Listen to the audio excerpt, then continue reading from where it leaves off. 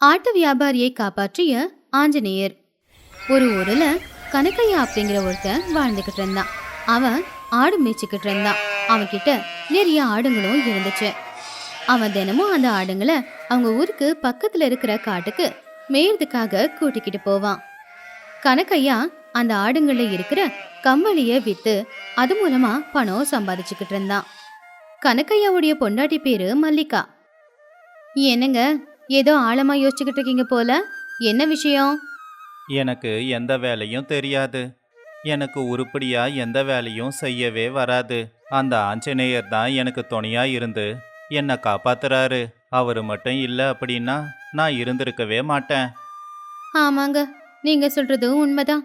ஒரு காலத்துல நமக்கு சாப்பிட சாப்பாடு கூட இருக்காது. ஆனா இப்போ 3 வேளை வயிறார சாப்பிடுறோம், நல்ல துணிய கட்டிக்கிறோம். இது எல்லாத்துக்கும் காரணம் அந்த ஆஞ்சநேயர் மட்டும்தான். அவருடைய தயவால தான் இந்த ஆடுங்களை நீங்க வாங்கிட்டு வந்தீங்க. இந்த ஆடுங்க எல்லாம் எப்போ நம்ம வீட்டுக்கு வந்துச்சோ அப்பல இருந்து நம்ம நேரமே மாறிடுச்சு. இந்த ஆடுங்களோட துணியை வித்து தான் நான் பணம் சம்பாதிச்சுக்கிட்டு இருக்கேன். இந்த ஆடுங்க எனக்கு கடவுளுக்கு சமங்க. அப்படி கனக்கையா அவனுடைய பொண்டாட்டி கிட்ட சொல்லிக்கிட்டு இருந்தான். கனக்கையாவோட பிள்ளைங்க பட்டணத்துல படிச்சுக்கிட்டு இருந்தாங்க. கனக்கையாவுக்கு அந்த அளவுக்கு படிப்பு எதுவும் ஏறல. ஊர்க்காரங்க எல்லாருமே அவனை ஒரு தத்தி அப்படின்னு தான் நினைச்சுக்கிட்டு இருந்தாங்க. என்ன கணக்கையா, இப்போவாவது உனக்கு கணக்கு வழக்கு தெரியுமா? ஒரு காலத்தில் ரெண்டும் ரெண்டும் எவ்வளவுன்னு கேட்டா 22ன்னு சொல்லிக்கிட்டு தெரிஞ்ச. இப்போவாவது கணக்கு போட கற்றுக்கிட்டியா இல்லையா? உனக்கு தெரியும்ல ரங்கையா, எனக்கு எப்பவுமே படிப்பு ஏறாது. எனக்கு தெரிஞ்சதெல்லாம் இந்த ஆடு மேய்க்கிற வேலை ஒன்று மட்டும்தான். எனக்கு துணையா அந்த ஆஞ்சநேயர் இருக்காரு. அதனால இந்த விஷயத்துலலாம் நான் இது வரைக்கும் ஏமாந்தது கிடையாது. அவரு மட்டும் எனக்கு துணையா இல்லாம இருந்தா என்னோட நிலைமை என்ன இருக்குமோ அப்படின்னு கனக்கையா ரங்கையா கிட்ட சொன்னான். அதுக்கப்புறம் கனக்கையா அவனுடைய 25 ஆடுங்களை கூப்பிட்டுக்கிட்டு காட்டுக்கு போனான். அப்ப ரங்கையா அவனுடைய நண்பனான மாதவையா கிட்ட இப்படி சொன்னான். இந்த கணக்கையா இருக்கானே, இவன் என்னோட சின்ன வயசு நண்பன். 2 பேருமே ஒன்னா தான் படிச்சுக்கிட்டு இருந்தோம். என்ன பண்ணாலும் இவனுக்கு படிப்பு மட்டும் ஏறல. ஆனா இப்ப இவன் கை நிறைய சம்பாதிக்கிறான். அப்படின்னா இவனை சுலபமா ஏமாத்திடலாம் போல இருக்கே. என்ன பேசிக்கிட்டு இருக்க மாதவையா? அவன் நம்ம ஊருக்காரன்பா. அவனை நாம எதுக்காக ஏமாத்தணும்? அப்படி ஏமாத்தனா என்ன தப்பு ரங்கையா? சொல்லப்போனா ஏமாத்துறது தப்பு இல்லை, ஏமாறது தான்ப்பா தப்பு. இந்த வாய்ப்பை நாம பயன்படுத்திக்கிட்டு அவனை ஏமாத்தனா நாம கொஞ்சம் லாபம் பார்க்கலாம்ல. சரி, என்ன பண்ணணும்னு சொல்லு. ரங்கையா மாதவையா 2 பேரும் என்ன பண்ண போறாங்க? அவங்க கனக்கையாவை எப்படி ஏமாத்த போறாங்க? இது எல்லாம் தெரிஞ்சுக்கிறதுக்கு முன்னாடி நம்ம வீடியோவை லைக் பண்ணிக்கோங்க. அப்படியே நம்ம சேனலை சப்ஸ்கிரைப் பண்ணிக்கோங்க. நாம அவன்கிட்ட இருக்கிற ஆடுங்களை திருடலாம். அப்படி திருடின ஆடுங்களை பட்டணத்துக்கு கொண்டு போய் வித்தோம்னா நிறைய பணம் கிடைக்கும்ல. அப்படி ரங்கையா மாதவையா 2 பேரும் கனக்கையாவை ஏமாத்தலாம் அப்படின்னு முடிவு பண்ணாங்க. ஒரு நாள் கனக்கையா அவனுடைய ஆடுங்களை கூப்பிட்டுக்கிட்டு காட்டுக்கு போனான். காட்டுல ஒரு மரத்துக்கு கீழே போய் உக்காந்தான். அவனுடைய ஆடுங்க எல்லாமே அங்க இருக்கிற புல்லுங்களை மேய்ஞ்சிக்கிட்டு இருந்துச்சு. இது இப்படி இருக்கும்போது ரங்கையா மாதவையா 2 பேரும் யாருக்குமே தெரியாம அந்த காட்டுக்கு வந்தாங்க. அங்க பாரு, அந்த கணக்கையா நல்லா மரத்துக்கடியில படுத்து தூங்கிக்கிட்டு இருக்கான். இதுதான் சரியான நேரம். அந்த ஆட்டு மந்தையிலிருந்து ஒரு ஆட்டை திருடிக்கிட்டு போகலாம் அப்படின்னு ரங்கையா மாதவையா கிட்ட சொன்னான். மாதவையா அந்த ஆட்டு மந்தையில இருக்கிற ஒரு ஆட்டை தூக்கி தோள்ல போட்டுக்கிட்டு 2 பேரும் அங்கிருந்து போயிட்டாங்க. அப்படி ரங்கையா மாதவையா 2 பேருமே அந்த ஆட்டை பட்டணத்துக்கு கொண்டு போய் வித்து அது மூலமா பணம் சம்பாதிச்சாங்க. என்னமோன்னு நினைச்ச மாதவையா, உன் யோசனை நல்லா தான் இருக்கு. பாரு, ஒரே நாள்ல நாம எவ்வளோ பணம் சம்பாதிச்சிருக்கோம். நான் தான் சொன்னேன்ல, தினமும் நாம இப்படியே பண்ணலாம். அந்த கணக்கையாவோட பலவீனத்தை பயன்படுத்திக்கிட்டு நாம பணம் சம்பாதிக்கலாம். அப்படி ரங்கையா மாதவையா 2 பேருமே பேசிக்கிட்டு இருந்தாங்க. இன்னொரு பக்கம் கனக்கையா ஆடுங்களை கூட்டிக்கிட்டு வீட்டுக்கு போனா. நம்ம கிட்ட மொத்தம் 25 ஆடுங்க இருந்துச்சுங்க. ஆனா இப்ப எண்ணி பார்த்தா வெறும் 24 மட்டும்தான் இருக்கு. அப்படின்னா அந்த ஒரு ஆடு எங்கேயாவது வழி மாறி போயிருக்குமா? வீட்டுக்கு வர்றதுக்கு முன்னாடி நீங்க ஒரு தடவை எண்ணி பார்த்திருக்கலாம்ல. என்னது, ஆட்டு மந்தையிலிருந்து ஒரு ஆட்டை காணுமா? 24 தான் இருக்கா? இது வரைக்கும் நான் இந்த ஆடுங்களை வாங்கினதுல இருந்து ஒரு ஆடு கூட காணாம போனதே கிடையாது. இப்ப எப்படி காணாம போச்சுன்னு எனக்கு ஒன்றும் புரியல. ஒரு தடவை காட்டுக்கு போய் தேடிட்டு வாங்க. புலியோட பார்வையில படாம இருந்தா அதுவே போதும். அப்படி மல்லிகா சொன்னதுனால கனகையா சரி அப்படின்னு காட்டுக்கு போனான். ஆடு எங்க இருக்குன்னு எல்லா இடத்துலயுமே தேடினான். ஆனா எங்கேயுமே ஆடு கிடைக்கவே இல்ல. கடைசியில வருத்தத்தோட அவன் வீட்டுக்கு திரும்ப வந்தான்.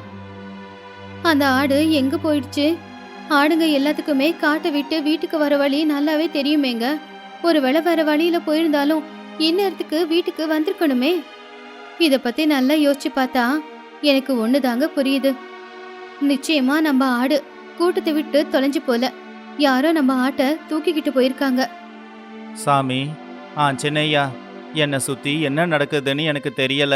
தயவு செஞ்சு தொலைஞ்சு போன என்னோட ஆட்டை எனக்கு கொடுத்துடுப்பா. அப்படி கனகையா அவனுடைய இஷ்ட தெய்வமான ஆஞ்சநேயர் கிட்ட வேண்டிக்கிட்டான். அப்படி 2 நாளும் ஆச்சு. 2 நாளுக்கு அப்புறமா கனகையா மறுபடியும் அவன்கிட்ட இருக்கிற ஆடுங்களை எல்லாத்தையும் கூட்டிக்கிட்டு காட்டுக்கு போனான். ரொம்ப சோர்வா இருக்கு. கொஞ்ச நேரம் இந்த மரத்து நிழல்ல படுத்து தூங்குறேன் அப்படின்னு கனகையா அந்த மரத்தோட நிழல்ல படுத்து ஓய்வு எடுத்துக்கிட்டு இருந்தான். அப்பதான் ரங்கையா மாதவையா 2 பேரும் மறுபடியும் காட்டுக்கு வந்தாங்க. அந்த ஆட்டு மந்தையில இருக்கிற ஒரு ஆட்டை தூக்கிக்கிட்டு அவங்க 2 பேரும் பட்டணத்துக்கு கொண்டு போனாங்க. அங்க ரங்கையா மாதவையா 2 பேருமே சேர்ந்து ஆட்டை வித்து அது மூலமா நிறைய பணமும் சம்பாதிச்சாங்க. அதுக்கப்புறம் கொஞ்ச நேரத்துக்கு அப்புறமா கனகையா ஆடுங்களை எல்லாம் ஓட்டிக்கிட்டு வீட்டுக்கு வந்தான். ஐயோ, மறுபடியும் ஒரு ஆட்டை காணமேங்க. இப்ப வெறும் 23 ஆடுங்க மட்டும்தானே இருக்கு. மறுபடியும் ஒரு ஆடு எங்க போயிருக்கோம்? இப்ப திடீர்னு ஏன் இப்படி நடக்குதுன்னு ஒண்ணுமே புரியலையே. என்னமோ எனக்கு ஒண்ணுமே புரியல. எனக்கு கணக்கு தெரிஞ்சிருந்தா நல்லா இருந்திருக்கும் போல. அப்படி பாவம் கனகையாவும் மல்லிகாவும் ரொம்பவும் வருத்தப்பட்டாங்க. இன்னொரு பக்கம் ரங்கையா மாதவையா 2 பேரும் சேர்ந்து கனகையாவோட ஆட்டு மந்தையில இருக்கிற ஆடுங்களை திருடி பட்டணத்துல வித்துக்கிட்டு இருந்தாங்க. அப்படி கனகையா கிட்ட இருந்த 25 ஆடுங்க 20 ஆடுங்களா ஆயிடுச்சு. பாவம் கனகையா மல்லிகா 2 பேருமே ரொம்ப வருத்தப்பட்டாங்க. எங்கேயோ ஏதோ தப்பு நடக்குதுங்க. நம்ம ஆடுங்க காணாம போறதில்ல, யாரோ திருடிக்கிட்டு போறாங்க. நமக்கு அந்த ஆஞ்சநேயரை விட்டா வேற யாருமே இல்ல. வா, நம்ம கஷ்டங்களை அவர்கிட்டயே போய் சொல்லலாம் அப்படின்னு கனகையா பூஜை அறைக்குள்ள போனா. ஆஞ்சநேயர் கிட்ட அவனுடைய கஷ்டங்களை சொல்லிக்கிட்டு இருந்தான். சாமி, நான் ரொம்ப கஷ்டத்துல இருக்கேன். உங்களால மட்டும்தான் எனக்கு உதவி செய்ய முடியும். என் ஆடுங்கள் எல்லாம் எப்படி காணாம போகுதுங்கன்னு எனக்கு தெரியவே மாட்டேங்குது. யாராவது திருடிக்கிட்டு போறாங்களா இல்ல என்ன நடக்குது? எனக்கு ஒண்ணுமே புரியல சாமி. நீங்க தான் என்ன காப்பாத்தணும். அப்படி கனகையா அவனுடைய கவலைய ஆஞ்சநேயர் கிட்ட சொன்னான். அடுத்த நாள் காலையில கனகையா மறுபடியும் காட்டுக்கு போனான். அங்க ரங்கையா மாதவையா 2 பேருமே காட்டுக்கு வந்தாங்க. கனகையா எப்பவும் போலவே மரத்துக்கு கீழே உக்காந்துக்கிட்டு ரொம்ப வருத்தப்பட்டுக்கிட்டு இருந்தான். அப்பதான் அந்த இடத்துக்கு ஆஞ்சநேயரும் வந்தாரு. உன்ன மாதிரி அப்பாவி பக்தனை காப்பாத்தாம வேற யார காப்பாத்த போறேன் கனகையா? நீ கவலைப்படாத, இன்னைக்கு நான் உன்னை காப்பாத்துறேன் அப்படின்னு சொல்லி ஆஞ்சநேயர் ஒரு ஆடா மாறினாரு. ஆடா மாறின ஆஞ்சநேயர் மாதவையா ரங்கையா பக்கத்துல வந்தாரு. ரங்கையா, நமக்கு அதிர்ஷ்டம் நல்லா இருக்கு போல.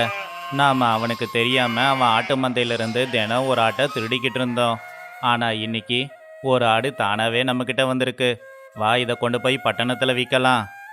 அப்படி மாதவையா ரங்கையா 2 பேருமே சேர்ந்து அந்த ஆட்டை தோள்ல போட்டுக்கிட்டு கொஞ்ச தூரம் நடந்து போனாங்க. ஆனா திடீர்னு அந்த ஆட்டோட பாரம் அதிகமாயிக்கிட்டே இருந்துச்சு. அவங்களால அந்த ஆட்டை தூக்கிக்கிட்டு ஒரு அடி கூட எடுத்து வைக்க முடியவே இல்லை. ஒவ்வொரு அடி எடுத்து வைக்கும் போதும் ஆட்டோட பாரம் அதிகமாயிக்கிட்டு இருந்துச்சு. அப்போ மாதவையா ரங்கையா 2 பேரும் வலி தாங்க முடியாம சத்தம் போட்டாங்க. அந்த சத்தத்தை கேட்டு கனகையா அங்க வந்தான். என்கிட்ட இருக்க வேண்டிய ஆடு உங்ககிட்ட எப்படி வந்துச்சு? அப்படின்னா தினமும் என் ஆட்டு மந்தையிலிருந்து திருடுறது நீங்க தானா? ரங்கையா, நீ இப்படிப்பட்டவன்னு நான் நினைக்கல. அது அது என்னன்னா கணக்கையா, நீ எதுவும் சொல்ல வேண்டிய அவசியம் இல்லை. நீ யாருன்னு நான் நல்லா தெரிஞ்சுக்கிட்டேன். அப்படி கனகையா ஊர்ல போய் பஞ்சாயத்தை கூட்டினான். எல்லாருமே பஞ்சாயத்துக்கு வந்தாங்க. ஊரோட தலைவரான கோவிந்தையா திருடனுங்களை பார்த்து இப்படி சொன்னாரு. நீங்க வசமா மாட்டிக்கிட்டீங்க. நீங்க கணக்கையாவுக்கு பெரிய துரோகத்தை பண்ணியிருக்கீங்க. அவன்கிட்ட இருந்து 5 ஆடுங்களை நீங்க திருடி இருக்கீங்க.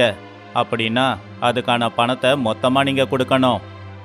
அப்படி கோவிந்தையா சொன்னதுனால ரங்கையா மாதவையா 2 பேருமே கனகையாவுக்கு பணத்தை கொடுத்தாங்க. இப்ப வரைக்கும் எனக்கு புரியாத விஷயம் ஒண்ணுதான். அந்த ஆடு அன்னைக்கு ஏன் அவ்வளோ பாரமாச்சு? என்னமோ எனக்கு என்ன தெரியும். அப்படி மாதவையாவுக்கும் ரங்கையாவுக்கும் அன்னைக்கு அந்த ஆட்டோட சுமை அதிகமானது ஏன்னு புரியல. இன்னொரு பக்கம் கனகையாவுக்கு விஷயம் தெரிஞ்சு போச்சு. அதனால கனகையா மனசுல இப்படி நினைச்சான். நிச்சயமா அந்த ஆஞ்சநேயர் தான் எனக்கு உதவி பண்ணியிருக்கணும்.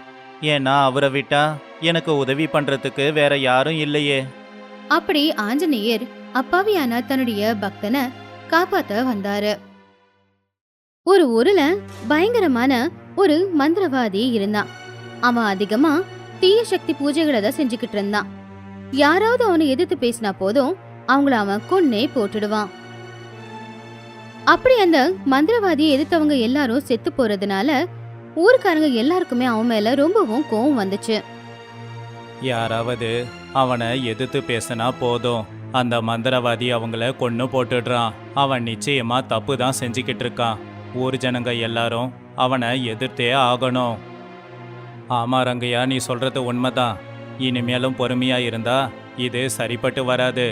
இன்னைக்கு மற்றவங்களுக்கு நடக்கிறது நாளைக்கு நமக்கே கூட நடக்கும். நம்மளை சுத்தி இருக்கிறவங்க யாருக்கு வேணும்னாலும் நடக்கும். அப்படி எதுவும் நடந்துடக்கூடாது. ஆமா, நீங்க சொல்றது உண்மைதான்.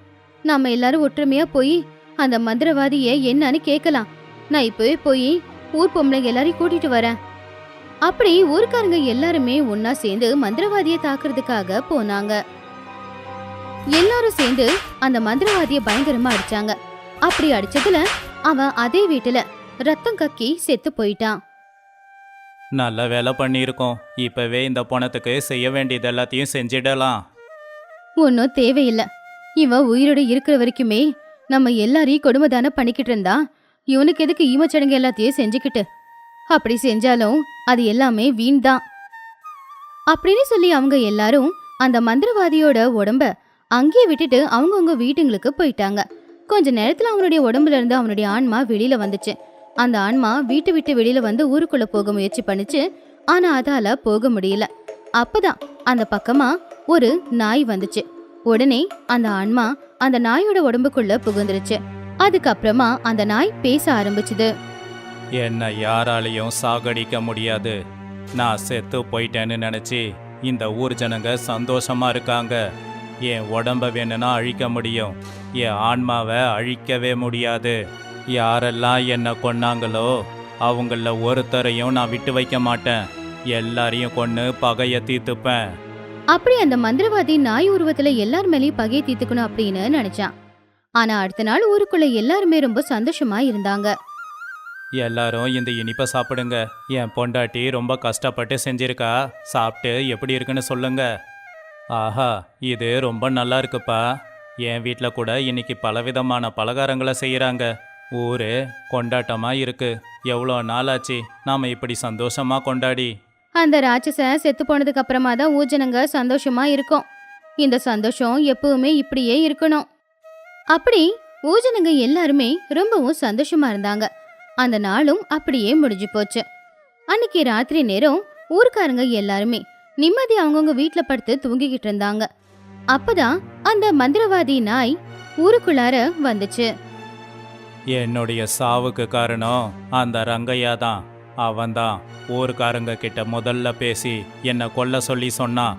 அப்படின்னா அவனை தான் முதல்ல கொல்லணும் அப்படின்னு சொல்லி அந்த மந்திரவாதி பேய் ரங்கையோட வீட்டுக்கு வெளியில போய் ரொம்ப சத்தமா அவன் வீட்டை சுத்தி கொலைச்சுக்கிட்டு இருந்துச்சு.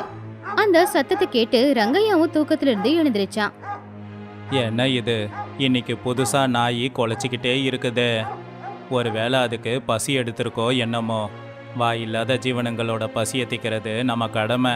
எப்படியும் வீட்டில் மிச்சமான சாப்பாடு இருக்குல்ல, அதை கொண்டு போய் அந்த நாய்க்கு போட்டுட்டு வரேன் அப்படின்னு ரங்கையா சாப்பாடு எடுத்துக்கிட்டு வீட்டை விட்டு வெளியில வந்தான். வெளியில வந்து பார்த்தப்போ அங்க நாய் உட்காந்துக்கிட்டு இருந்துச்சு. ரங்கையா உடனே அந்த நாய் பக்கத்துல போனான். என்ன இந்த நாய் பார்க்க ரொம்ப வித்தியாசமா இருக்கே.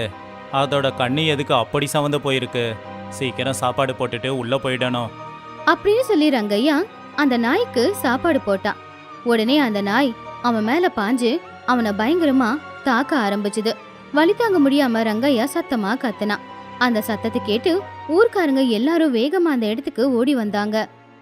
ஊர்க்காரங்க எல்லாரும் வந்து பாத்துக்கிட்டு இருக்கும் போதே அந்த பயங்கரமான நாய் ரங்கையாவை கொன்னு போட்டுட்டு அங்கிருந்து போயிடுச்சு. ரங்கையோட மனைவி புருஷன் இறந்ததை பார்த்து பயங்கரமா அழ ஆரம்பிச்சா. எந்த நாய்க்கு சாப்பாடு போடலான்னு வந்தாரோ அந்த நாயை என் புருஷனை இப்படி கொன்னு போட்டுருச்சே. ஆச்சரியமா இருக்கு. நம்ம ஊர் நாய்ங்க எல்லாம் ஊர்க்காரங்க கிட்ட நல்லா தானே பழகும். மனுஷனை கொல்ற அளவுக்கு இந்த நாய் ஏன் இப்படி ஆச்சு? ஒரு கஷ்டம் போச்சுன்னா இன்னொரு கஷ்டம் வந்து சேர்ந்துடுச்சே. அந்த நாய் வீட்டை சுத்தி குளிச்சுக்கிட்டே இருந்துச்சு. அதுக்கு பசிக்குதோ என்ன ஒண்ணுதான் என் வீட்டுக்காரர் சாப்பாடு வைக்கிறதுக்காக வந்தாரு. ஆனா அந்த நாயே என் வீட்டுக்காரர் இப்படி கொண்டு போட்டுருச்சு அப்படின்னு சொல்லி சுலோச்சனா பயங்கரமா அழ ஆரம்பிச்சா. ஊஜனங்க எல்லாருமே சேர்ந்து ரங்கையாவுக்கு ஈமச்சடங்க செஞ்சு முடிச்சாங்க. அப்படி அந்த நாளும் முடிஞ்சு போயிடுச்சு. அன்னைக்கு ராத்திரி மறுபடியும் அந்த மந்திரவாதி நாய் ஊரெல்லாம் சுத்திக்கிட்டு பயங்கரமா குலைச்சுக்கிட்டு இருந்துச்சு. ரங்கையாவை எப்படி கொல்லனோ அதே மாதிரி தான் அவன் நண்பனான கணக்கையாவையும் கொல்லணும். 2 பேரும் சேர்ந்து ஒரே இடத்துக்கே போகட்டும் அப்படின்னு சொல்லி அந்த மந்திரவாதி பேய் கனக்கையா வீட்டு வாசல்ல உட்காந்து கொலைக்க ஆரம்பிச்சுது. அந்த சத்தத்தை கேட்டு கனக்கையாவுக்கு பயம் வந்துச்சு. அட, என்ன இது என் வீட்டு வாசல்ல நாய் குலைக்கிற சத்தம் கேட்குது? ரங்கையா செத்ததுல இருந்தே நாய் குலைக்கிறத கேட்டாவே பயமா இருக்கு. எதுக்கும் ஒரு தடவை வெளியில என்ன நடக்குதுன்னு நான் பாத்துக்கறேன் அப்படின்னு நினைச்சு கனக்கையா உடனே வீட்டை விட்டு வெளியில வந்தான். ஆனா அங்க யாருமே இல்ல. நாய் குலைக்கிற சத்தம் மட்டும்தான் அவனுக்கு கேட்டுக்கிட்டு இருந்துச்சு. அட, இங்க யாருமே இல்லையே. ஆனா நாய் குலைக்கிற சத்தம் எங்க இருந்து வருது? அப்படின்னு சொல்லி கனக்கையா இன்னும் கொஞ்சம் முன்னாடி போய் யாராவது இருக்காங்களா அப்படின்னு பாத்துக்கிட்டு இருந்தான்.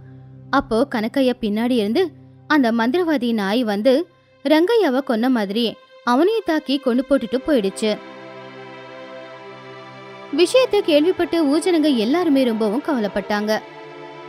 நிச்சயமா இந்த மாதிரி ஆட்களை கொல்றது நம்ம ஊரை சேர்ந்த நாய்ங்க இல்ல. ஏன்னா நம்ம ஊர் நாய்ங்க நம்ம கிட்ட நல்லாதான் பழகுங்க. அதுலயும் மனுஷங்களை கொல்ற அளவுக்கு அதுங்க போகவே போகாது. இதுக்கு பின்னாடி நிச்சயமா வேற ஏதோ ஒரு காரணம் இருக்கு. நாம ஒண்ணு பண்ணலாம். இப்பவே காட்டுல இருக்கிற சாமியார பார்க்க போலாம். அப்படி கல்பனா ஊர்க்காரங்க எல்லாரையுமே கூப்பிட்டுக்கிட்டு சாமியார பாக்குறதுக்காக போனா. என்ன ஆச்சு? ஒரு ஜனங்க எல்லாரும் என்ன பார்க்கறதுக்காக வந்திருக்கீங்க? ஊருக்குள்ள எதனா பிரச்சனையா? ஆமாங்க சாமி, எங்க ஊர்ல ஒரு மந்திரவாதி இருந்தான். அவன் ஏதேதோ பூஜைகளை பண்ணி எங்க ஊஜனங்களை கொன்னுக்கிட்டு இருந்தான். அதனால நாங்க எல்லாரும் ஒன்னா சேர்ந்து அவனை கொன்னுட்டோம். அதுக்கு அடுத்த நாள்ல இருந்து வேற ஒரு பிரச்சனை வந்துச்சு. ஊருக்குள்ள ஒரு நாய் வந்து ஊஜனங்க எல்லாரையுமே அந்த நாய் கொன்னுக்கிட்டு இருக்கு. உங்க பிரச்சனைகளுக்கு காரணம் என்னங்கறத நான் நிச்சயமா தெரிஞ்சுக்கிறேன். அப்படி சொல்லி அந்த சாமியார் அவருடைய ஞான திருஷ்டியில நடந்தது என்ன அப்படின்னு தெரிஞ்சுக்கிட்டாரு.